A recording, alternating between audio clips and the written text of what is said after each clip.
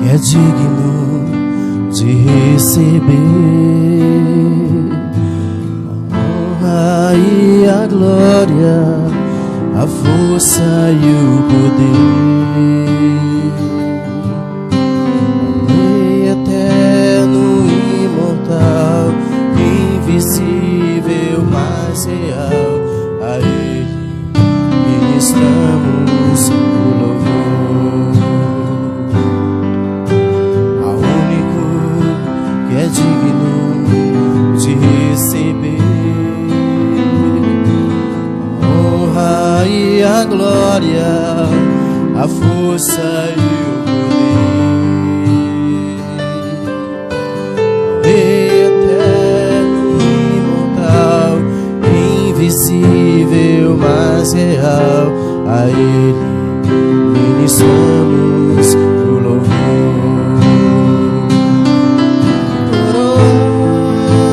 Oramos a Ti, ó Rei Jesus. Oramos a Ti, ó Rei Jesus. Adoramos o Teu nome, nos rendemos aos Teus pés.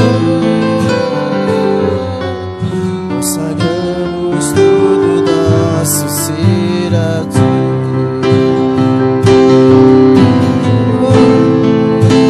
Oramos a Ti, ó Rei Jesus.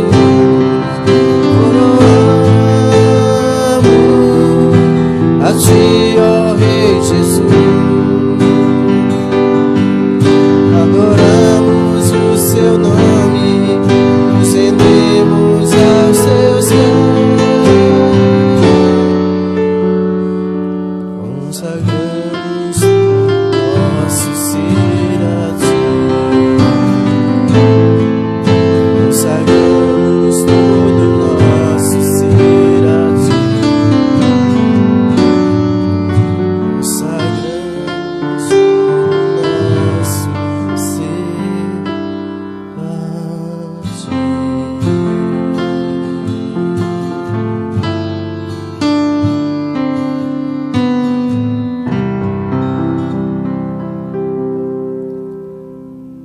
Graça e paz a todos.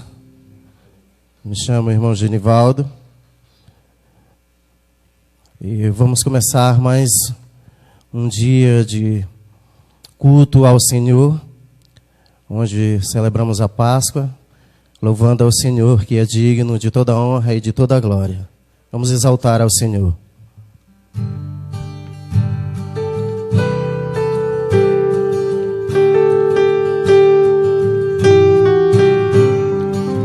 Ele exaltado, o Rei exaltado dos céus, eu louvarei.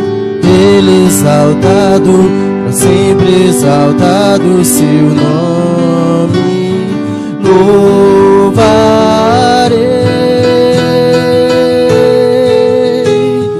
Ele é o Senhor, Sua verdade vai sempre reinar.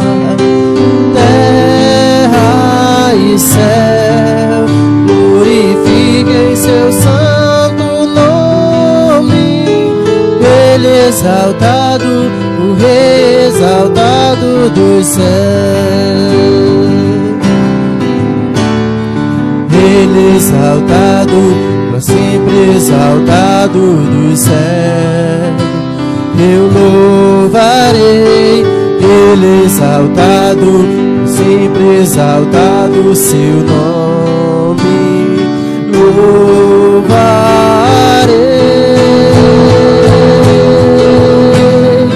Ele é o Senhor, sua verdade vai sempre reinar. Terra e céu glorifiquem seu santo nome. Ele exaltado, para sempre exaltado do céu. Ele exaltado, para sempre exaltado no céu.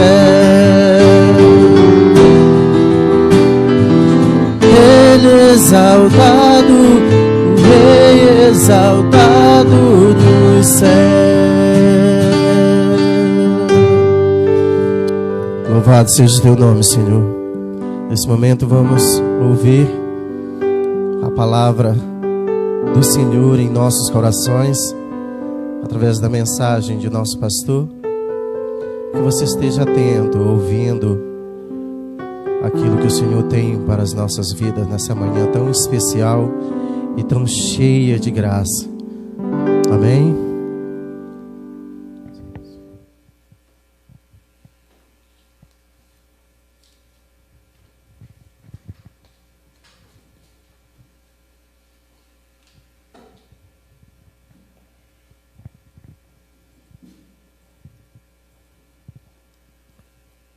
Bom dia, equipe.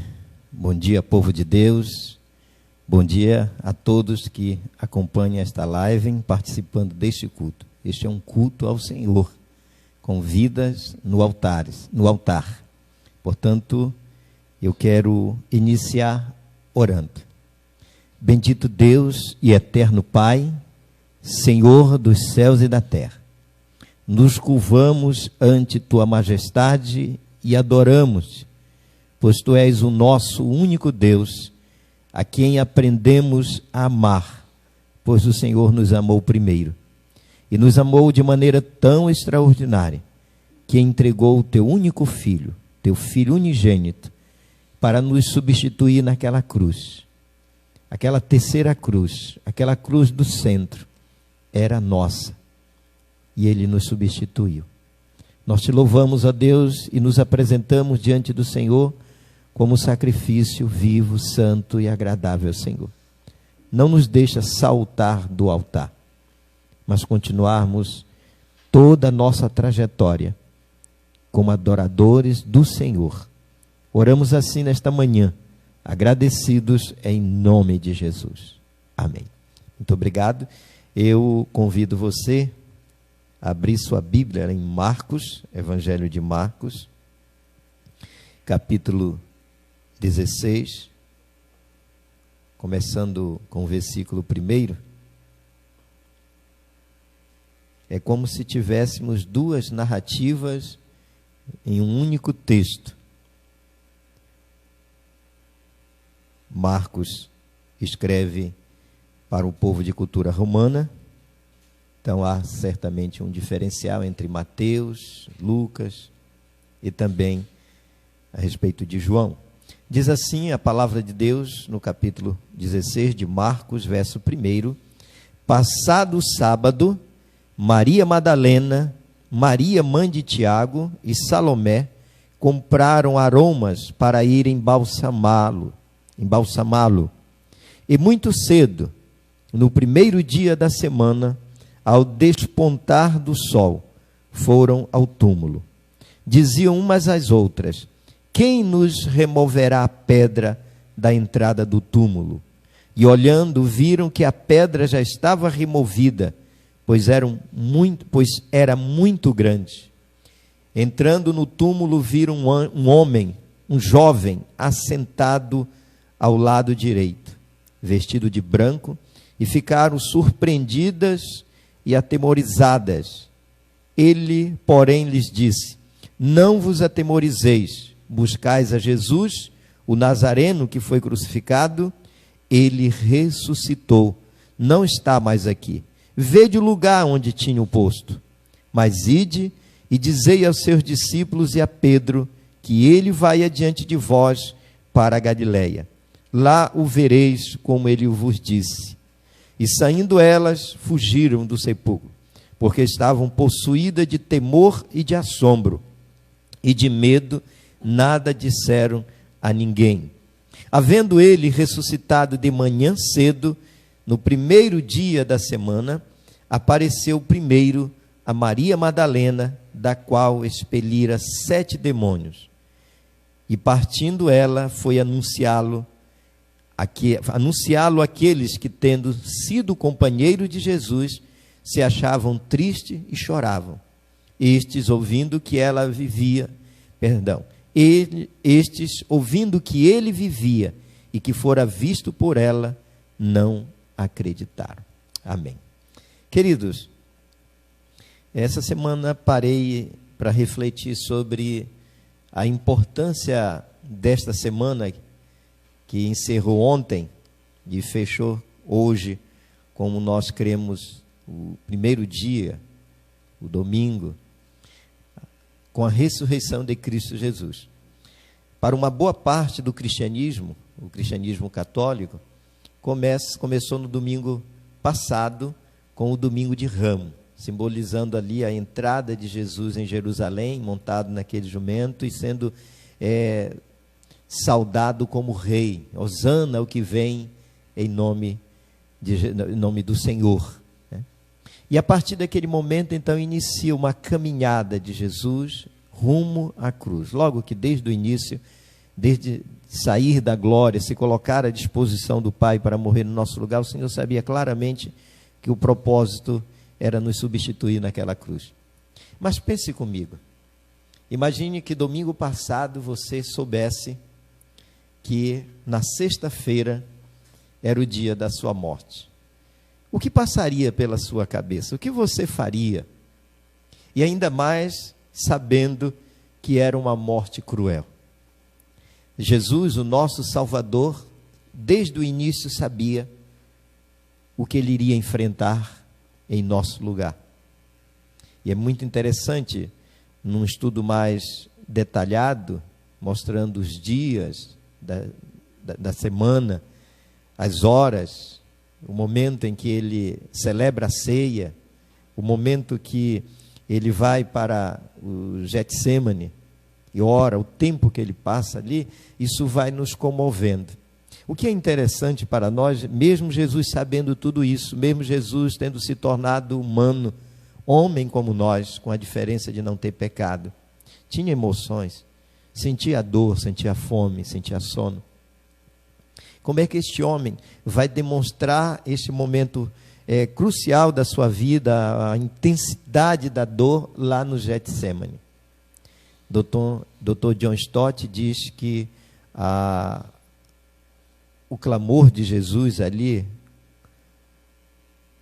dizendo ao Pai, se possível, passasse dele aquele cálice, não era decorrente do medo da morte, mas do pavor da ira de Deus que seria derramado sobre ele em decorrência dos nossos pecados.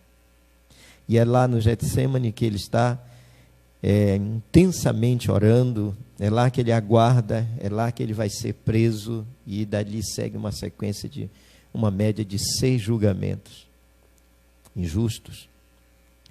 E ele então morre no que nós chamamos na sexta-feira. E certamente os discípulos estão tristes, os discípulos estão como que com os olhos vendados, não lembraram, não tinham compreendido de que Jesus havia dito que ele iria ressuscitar. Havia várias figuras de linguagem, quando ele olha para o templo e diz, olha, disseram que o templo era bonito, e ele menciona que não ficaria pedra sobre pedra. Em outro momento ele diz, derribai esse templo, em 3 dias eu reedificarei. E ele não estava falando daquele templo, mas do seu próprio corpo.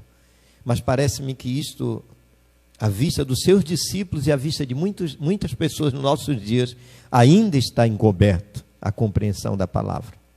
E eu quero te convidar a olhar para Marcos 16, e é interessante, assim como as mulheres tiveram uma participação tremenda no ministério de Jesus, as patrocinadoras do ministério de Jesus, mulheres de certa influência na sociedade, eram discípulas de Jesus.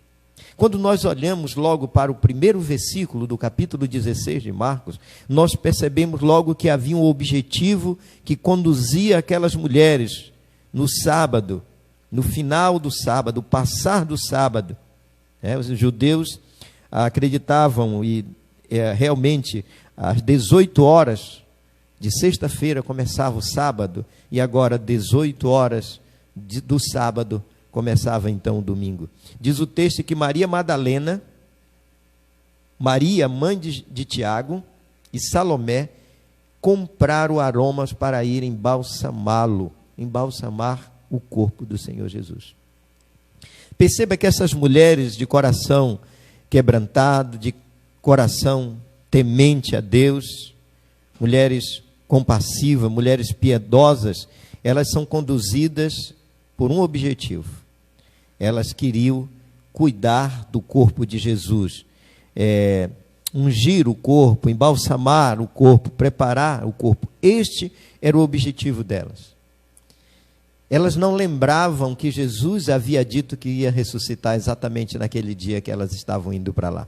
Mas elas esperavam ver o corpo do Senhor Jesus. Quando nós seguimos para o versículo 2, diz: e muito cedo, no primeiro dia da semana, ao despertar do sol, foram ao túmulo. Já o versículo 3, além de um objetivo que conduzia essas mulheres, havia uma preocupação no coração delas.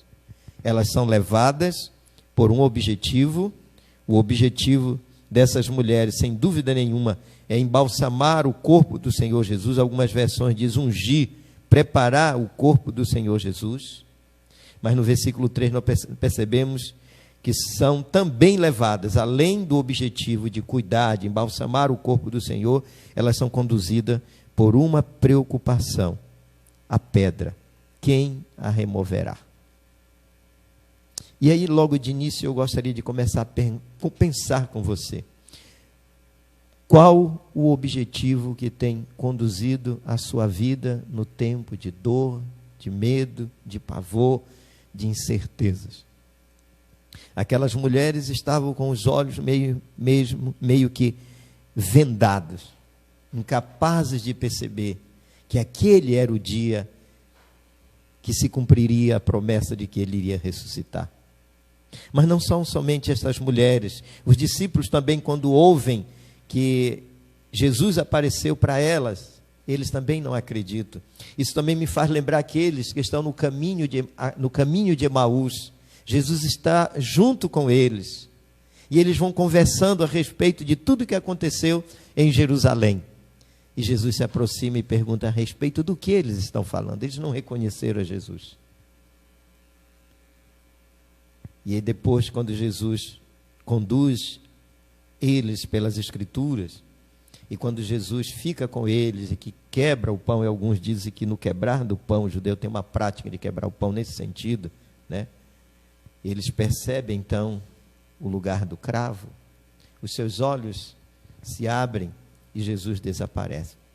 E é interessante o comentário deles, que isso nos ajuda muito na nossa vida, o nosso antes e o nosso depois.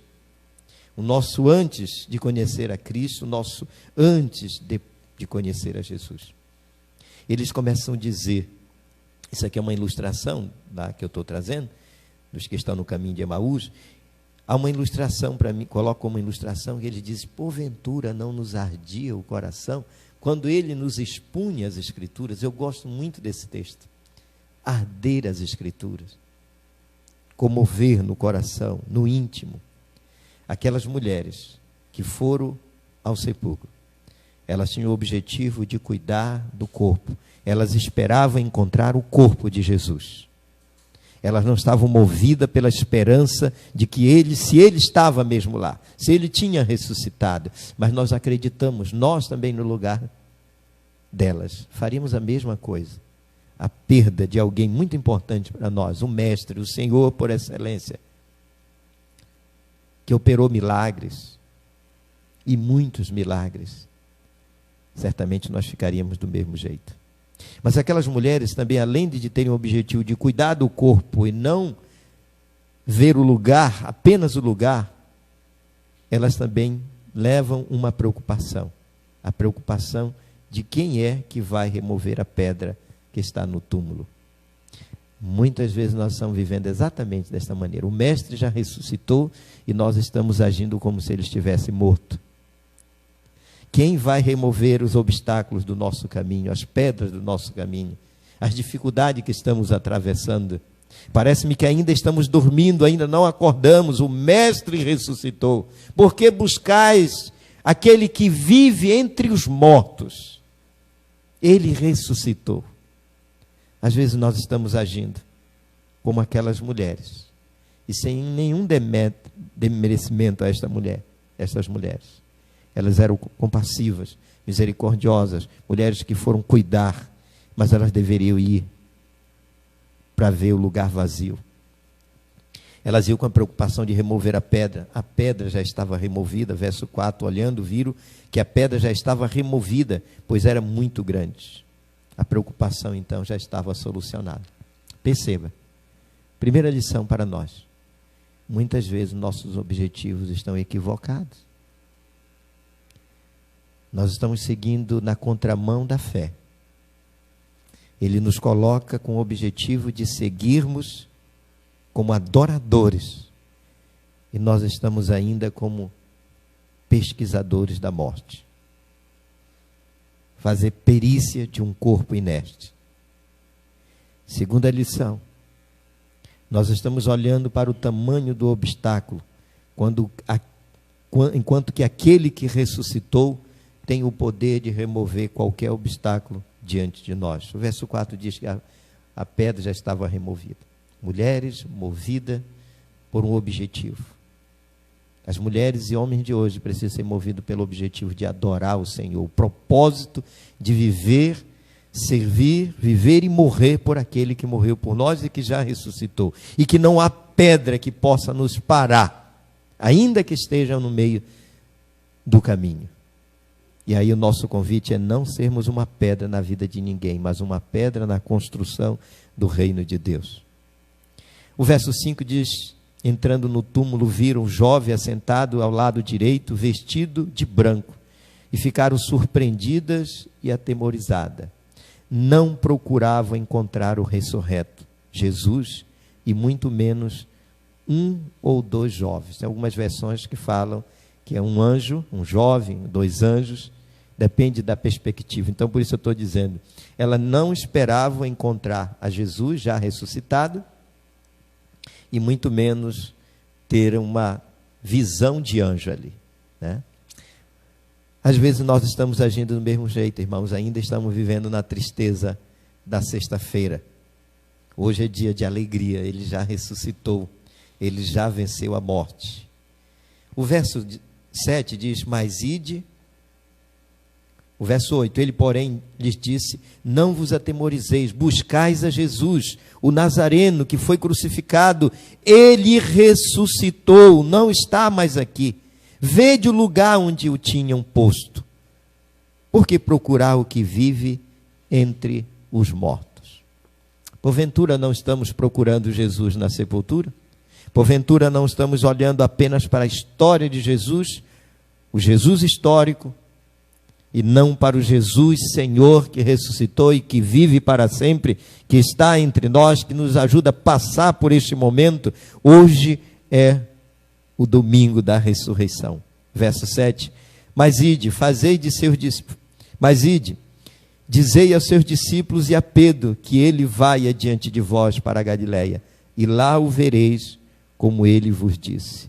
Missão dada, missão que precisa ser cumprida, né?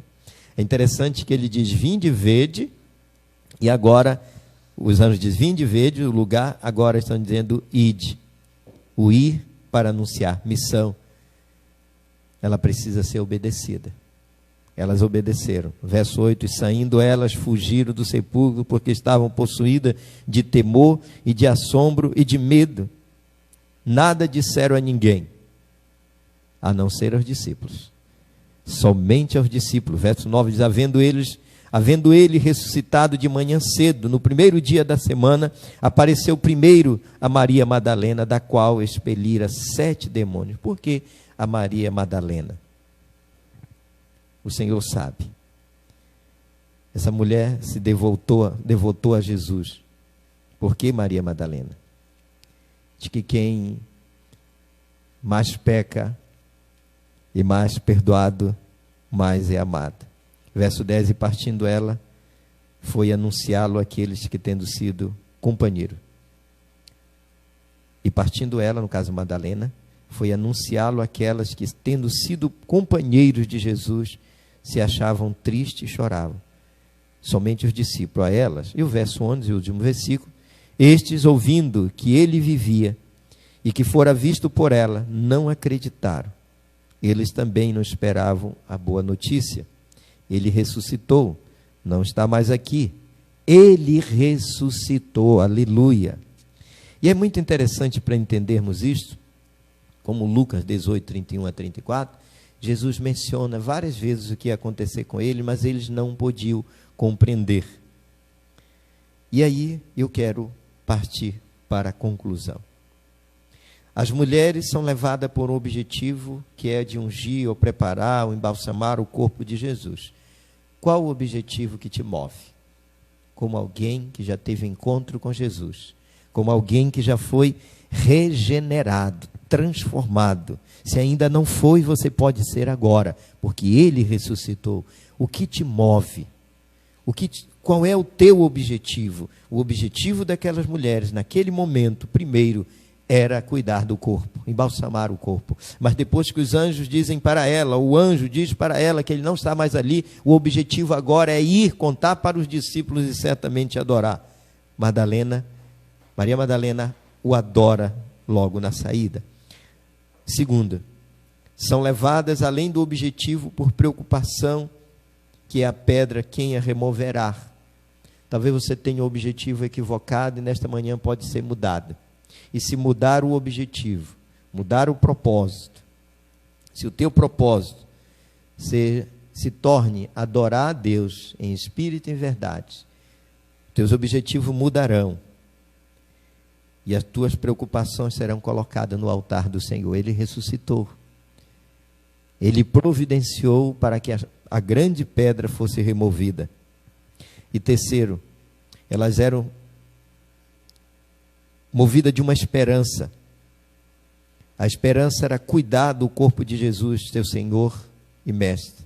Elas não esperavam ver o lugar vazio, nem os dois anjos, nem mesmo o Cristo ressurreto.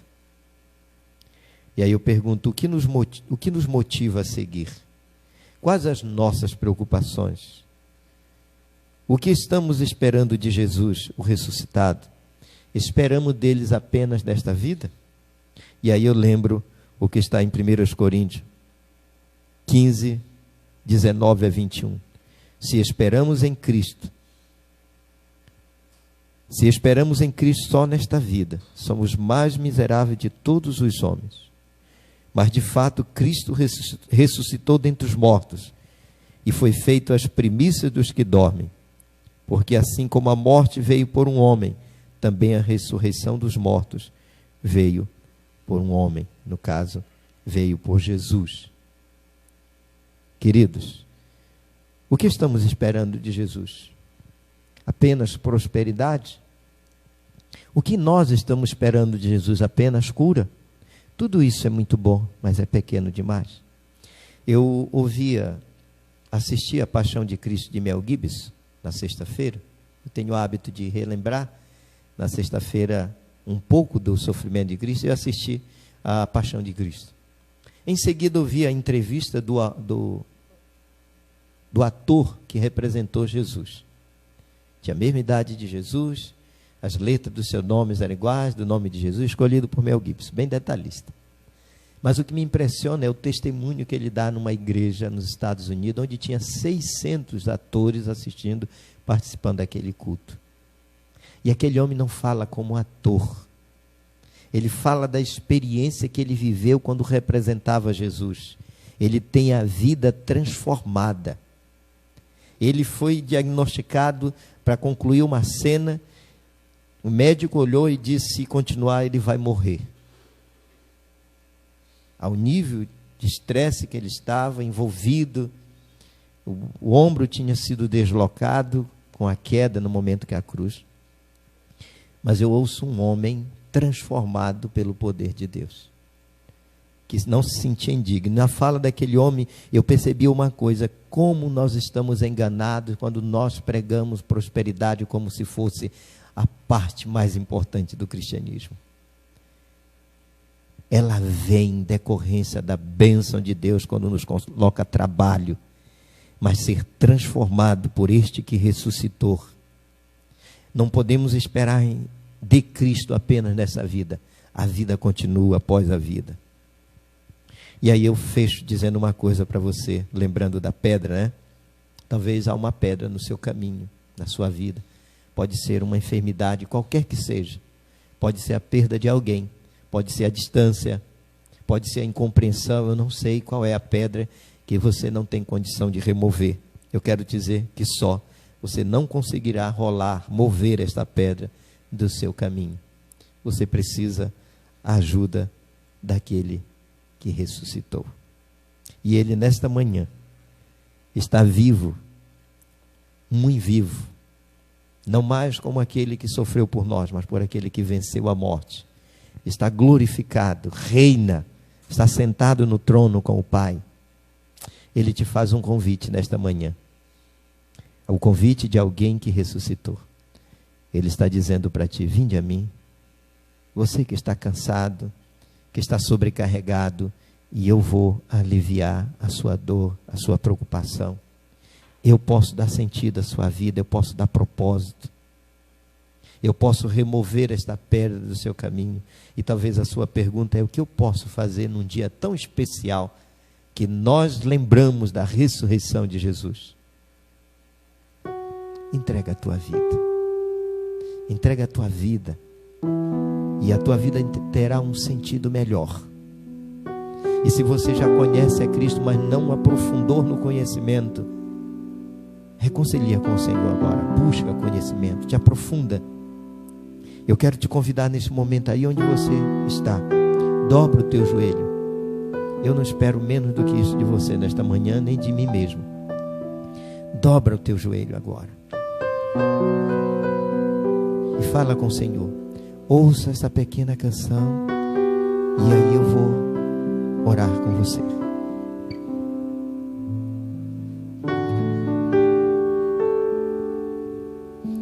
Louvado seja o teu nome, Senhor.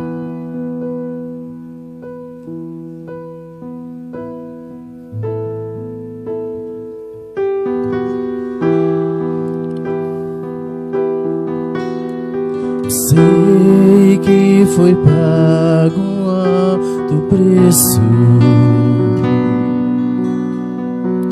para que comigo fosse meu irmão.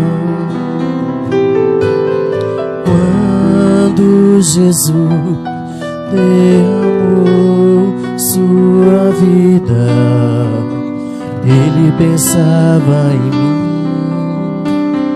Ele pensava em ti, pensava em nós.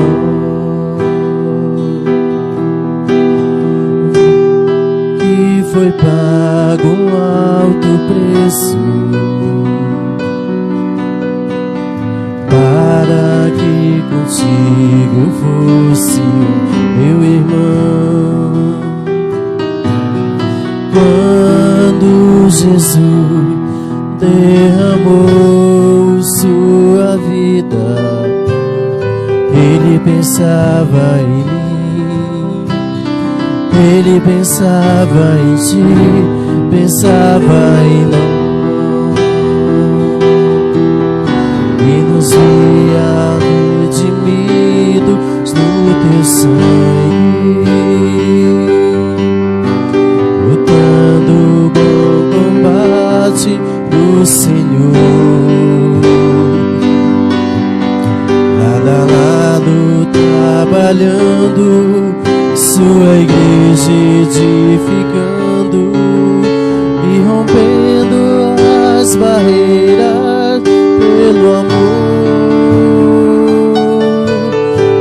Na força do Espírito Santo, nós proclamamos a ti e pagaremos um preço de sermos um só coração no Senhor.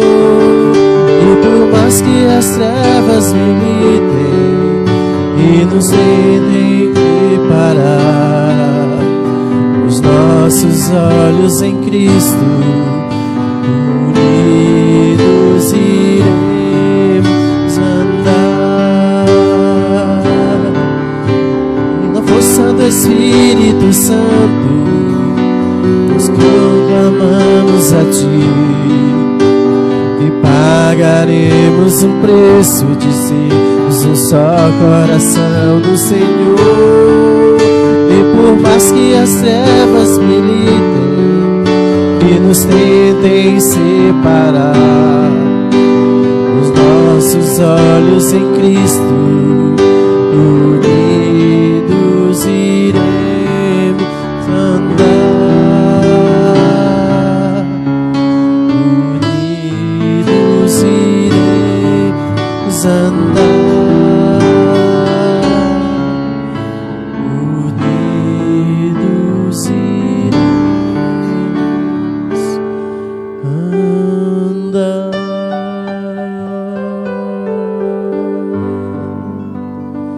Louvado seja o teu nome, Senhor. Nosso irmão Bruno.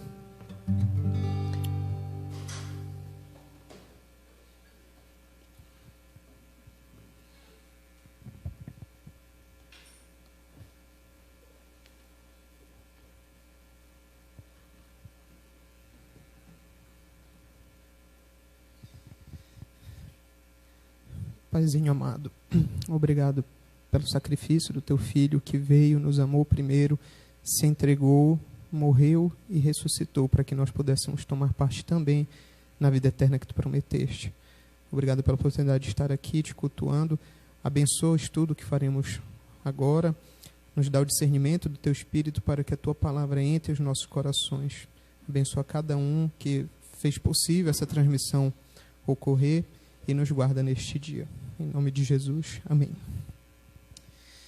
Bom dia, amada igreja, queridos irmãos. Então, nós vamos dar continuidade aos nossos estudos, né?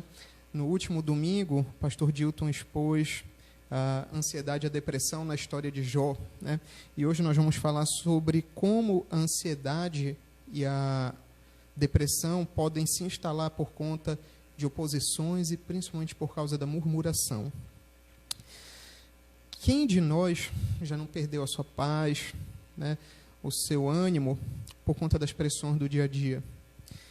Cobranças do trabalho, colegas de trabalho que mais atrapalham do que ajudam às vezes, familiares que nos trazem problemas, que criam expectativas que nós não podemos atender. E todas essas coisas vão causando uma espécie de cansaço mental, uma estafa no nosso psicológico, que pode levar a um quadro de adoecimento, de doença mental. E na Bíblia nós encontramos diversas histórias de pessoas que, como nós, passaram por essas pressões, mas que perseveraram, como nós vimos na própria história de Jó. E perseveraram por quê? Porque tiveram fé e se mantiveram fiéis em comunhão com o nosso Senhor. Hoje nós teremos como exemplo disso a história de Moisés, o homem escolhido por Deus, pelo Deus eterno, para livrar o povo hebreu do cativeiro no Egito e levá-lo à terra prometida.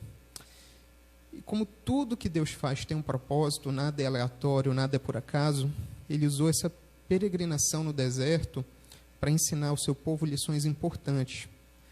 Para Deus o processo importa tanto quanto o resultado final, o objetivo. É nesse processo onde ele mostra a grandeza dele. Não é só no momento da solução, do objetivo, da chegada. Ele mostra como ele é sábio, como ele é poderoso e como ele é principalmente amoroso no processo do deserto, no processo da provação. E foi o plano que ele teve para aperfeiçoar o seu povo. Eles passaram por várias dificuldades. Calor durante o dia, o deserto é um local inóspito, árido. Passaram por frio, as noites são frias, tiveram sede e principalmente a ansiedade por terem sido tirados de uma zona de conforto, se é que podemos chamar, né, já que eles estavam escravos no Egito, mas eles tinham uma zona de conforto porque a sua alimentação era garantida, eles tinham um teto para dormir embaixo e tinham as suas roupas. E para que o Senhor ensinasse que isso não era tudo, para ensinar principalmente obediência, ele fez esse povo caminhar por longos anos pelo deserto, mas é importante lembrar que nunca eles ficaram desassistidos. Durante os dias quentes, ele mandava nuvem que fazia sombra para que eles pudessem suportar a temperatura. Durante a noite, a coluna de fogo que dava a direção, iluminava e também aquecia. E, acima de tudo, também ele mandava o alimento, o maná. Pois bem, o nosso exemplo vem da passagem que se encontra em Números, capítulo 11. E eu queria ler com os irmãos do versículo 4 ao 15. Então, abra sua Bíblia em Números 11, versículo 4 ao 15. Dá um tempinho para cada um possa achar.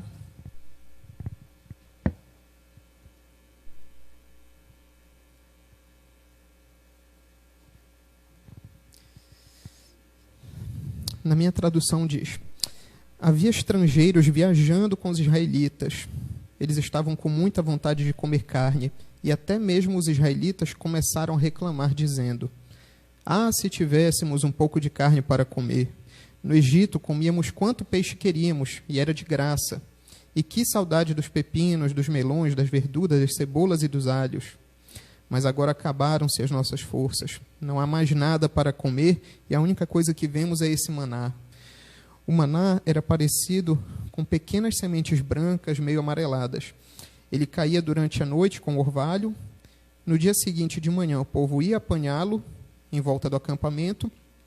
Eles o moíam em moinhos ou socavam em pilões, cozinhavam numa panela e faziam pães achatados que tinham gosto de pão assado com azeite.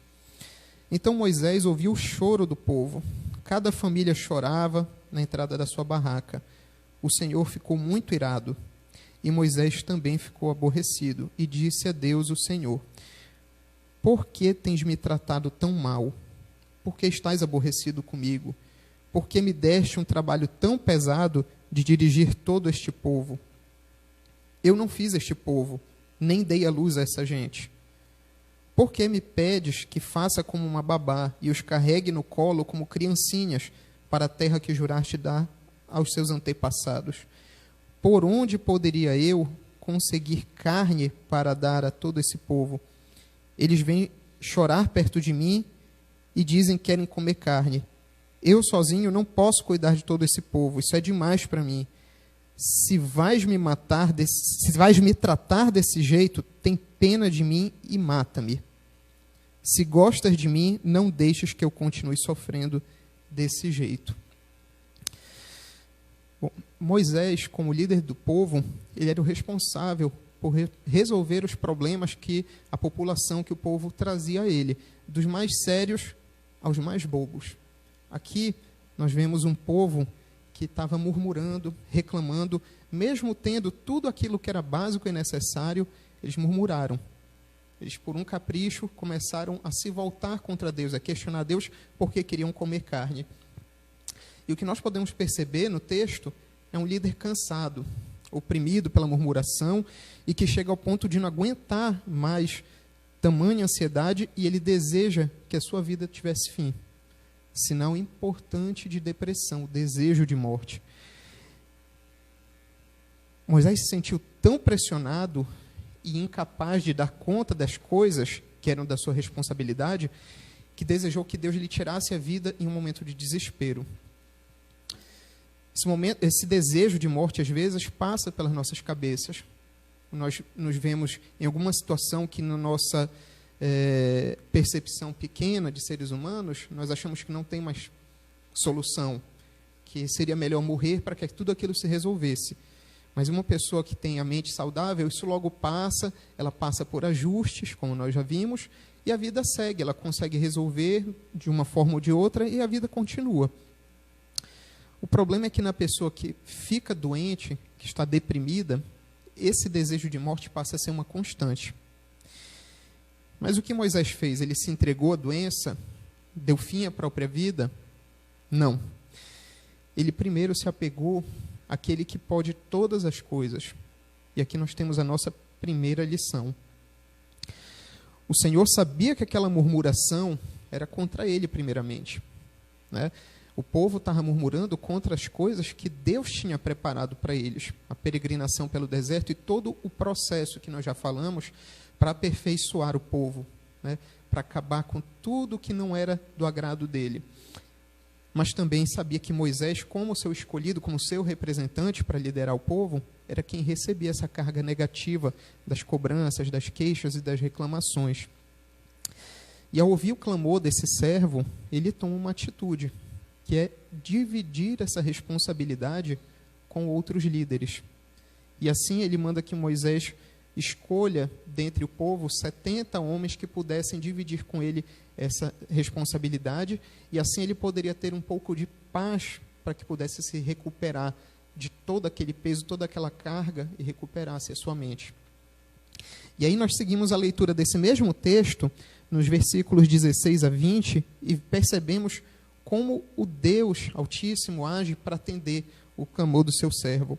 E aí ele continua dizendo: o Senhor Deus respondeu a Moisés: reúna para mim 70 homens que você sabe que são líderes, entre os mais respeitados do povo de Israel. Leve-os até a tenda sagrada e fique ali com eles. Então eu descerei e falarei com você ali. Tirarei uma parte do espírito que lhe dei e darei a eles, para que o ajudem no pesado trabalho de cuidar do povo. Assim você não precisará fazer isso sozinho. Agora diga ao povo o seguinte: purifiquem-se para amanhã, vocês vão comer carne. O Senhor ouviu vocês chorando e dizendo que queriam carne e que passavam bem no Egito. Por isso o Senhor lhes dará carne e vocês a comerão. E não comerão só um dia, nem 2, nem 5, nem 10, nem 20, mas comerão um mês inteiro, até que saia pelos seus narizes e vocês ficarem com nojo, pois vocês rejeitaram o Senhor, que está no meio de vocês, e se queixaram, dizendo que nunca deveriam ter saído do Egito. Então nós vimos aqui como Deus também trabalhou para acabar com essa murmuração. Nós não sabemos o que pedir. A grande maioria das vezes é essa. E a gente fica reclamando de Deus, né? Achando que Ele esqueceu da gente, ou que Ele não nos ama, que Ele não quer o nosso bem, que Ele está em silêncio, mas na verdade esse processo faz parte do que Ele quer de bem para a gente. Ainda não chegou ao nosso objetivo. E aquele povo murmurando ofendeu a Deus, e Deus se manifestou. Primeiro, atendendo o clamor, né, do seu servo, que estava ali estafado, adoecido por aquela murmuração, e também deu um fim à murmuração, mostrando para eles que o que eles desejavam não era o que tinha de melhor para eles. E aqui nós temos a segunda lição. Nós, assim como Moisés, não somos seres sobrenaturais. Nós somos seres humanos, e como já vimos nas nossas 2 primeiras lições, nós somos vulneráveis. Temos nossas fraquezas, nossos limites, e devemos saber quais são esses limites, para que nós não tenhamos que passar por uma ansiedade além daquela que nós podemos suportar. E quando atingirmos esse limite, nós temos que saber o momento de pedir ajuda. Essa é a segunda lição, saber quando pedir ajuda. Lembrem-se que nos tempos de Moisés não existia a medicina, a psicologia, os conhecimentos, ferramentas, medicações que nós temos hoje. A saída de Moisés foi qual? Clamar ao Senhor. E ele respondeu pessoalmente, pois não haviam os instrumentos que nós temos hoje naquela época. Não havia os profissionais que pudessem ser instrumentos do seu poder. Hoje é diferente. E como já falamos antes, você que se encontra em situação de ansiedade extrema, que se sente esquecido, se sente indesejado, se sente diminuído, sente como se a vida fosse vazia, né? Você perdeu o prazer no que você gostava antes, procure a ajuda de um profissional. Isso não significa rejeitar, negar o poder de Deus, mas reconhecer que Ele usa quem Ele quer para cumprir os seus propósitos. Um médico ou psicólogo que você procura, que você consulta, pode ser o canal que Deus usará para te abençoar e te curar. E agora, falando de um contexto atual, coisa que pouca gente fala, como estão os nossos líderes, os nossos pastores? Nós já falamos na nossa primeira aula até que são vários os relatos de transtorno de ansiedade e depressão que acompanham esse ministério. Inclusive, alguns relatos que chegaram à tragédia do suicídio. Uma rápida pesquisa sobre esse assunto, pastorado e depressão, pastores e suicídio, no Google, dá inúmeros resultados sobre esse assunto. E isso não é algo novo, mas é algo que está sendo tratado agora. E negar que isso possa ocorrer com o pastor, com o ministro da palavra, com o líder, é negar a nossa própria limitação humana. O pastor, assim como nós, o líder, assim como nós, é humano. Ele recebeu um chamado, o ouviu e o aceitou. Capacitou-se para aquilo, mas ele continua humano. E ele sofre com isolamento, expectativas depositadas sobre ele, cobranças excessivas e murmuração, principalmente murmuração. Às vezes, por se colocar no papel de líder, ele se sente na responsabilidade de se apresentar como um super-homem, alguém inabalável, alguém inatingível, alguém que está sempre alegre, feliz e que não pode demonstrar suas tristezas, suas decepções, não demonstra as frustrações que tem muitas vezes até por problemas financeiros. E isso acaba gerando uma carga emocional que pode ser a porta de entrada para um transtorno mental. E aqui nós temos a nossa terceira e última lição de hoje. Os nossos pastores adoecem também. Então, cuidemos deles, tenhamos empatia de não exigir dele mais do que devemos. Não depositemos neles as nossas frustrações, as nossas incapacidades. Ele está aqui para te conduzir no caminho do eterno. Ele está aqui para te ensinar as coisas de Deus, para te corrigir, te aconselhar. Mas não vamos esquecer que ele também precisa ser olhado com essa visão. Ele também é um ser humano. E aí, nós recapitulamos as 3 lições que nós tiramos do texto de hoje. A primeira, em momento de ansiedade e angústia, devemos clamar ao Senhor e Ele virá em nosso socorro. Segunda lição, saber reconhecer os nossos limites, para saber quando procurar ajuda. Não achemos que nós também somos super-homens, super-mulheres, que nós somos invencíveis e inabaláveis. Todo mundo fica triste, todo mundo precisa de um ombro amigo, de ajuda, em algum momento. E a terceira, que nós somos todos humanos e temos limitações, inclusive os nossos líderes. Todos nós passaremos por situações de angústia. A palavra de Deus já nos diz isso, né? Todos somos vulneráveis a elas. Precisamos estar disponíveis para ouvir e também para sermos ouvidos. Não há motivo para vergonha de fazer um desabafo a alguém que você confia, porque isso é, como já diz também o nosso pastor Marcos Chave, né? É pedagógico, saber ouvir e falar também, para acalentar e sermos acalentados. Então, tomemos cuidados uns com os outros e também tomemos cuidados com nós mesmos. Converse com o seu pastor sobre a vida dele, se ele precisa de ajuda com alguma tarefa, divida a carga com ele e, acima de tudo, ore por ele. Ore intencionalmente pelo seu pastor, pelos líderes das convenções, pelos líderes em missões e também pelos missionários. E para finalizar, eu deixo com os irmãos os versículos 14, 15 e 16 do Salmo 91, que podem servir de um bálsamo, um alívio para o momento de ansiedade e tristeza profunda, que dizem: Deus diz, eu salvarei aqueles que me amam e protegerei os que me reconhecem que eu sou Deus, o Senhor. Quando eles me chamarem, eu responderei e estarei com eles nas horas de aflição. Eu os livrarei e farei com que sejam respeitados. Como recompensa, eu lhes darei vida longa e mostrarei que sou seu Salvador. Então, que hoje, né, domingo de Páscoa, dia que celebramos a ressurreição do nosso Senhor, que nós possamos lembrar desse maior gesto de amor que houve e nos entregarmos a esse amor. Fiquem com Deus, uma boa Páscoa. Queria orar então com os irmãos. Obrigado, Paizinho, pela tua palavra, que é infalível e é bálsamo para os nossos corações. Obrigado pelo amor que nos amou primeiro, pelo teu Filho que desceu, nos amou, morreu na cruz e ressuscitou para que nós tomemos parte também na vida eterna. Obrigado por todas as bênçãos e livramentos e nos abençoa. Guarda cada um aqui e dá a tua parte, da tua misericórdia, que se renove a cada dia para que tenhamos bom ânimo para continuar vencendo em teu nome para a tua glória. Em nome de Jesus, amém. Bom, para concluirmos nossa transmissão, temos alguns avisos aqui. Primeiro, nossa agenda de cultos. Nós temos cultos na quarta-feira, às 18h30. Tá? Todos os cultos são transmitidos, tá? Não haverá em nenhum momento atividade no templo. Então, cultos na quarta-feira, às 18h30. Nosso culto de domingo de manhã com EBD, às 9h30.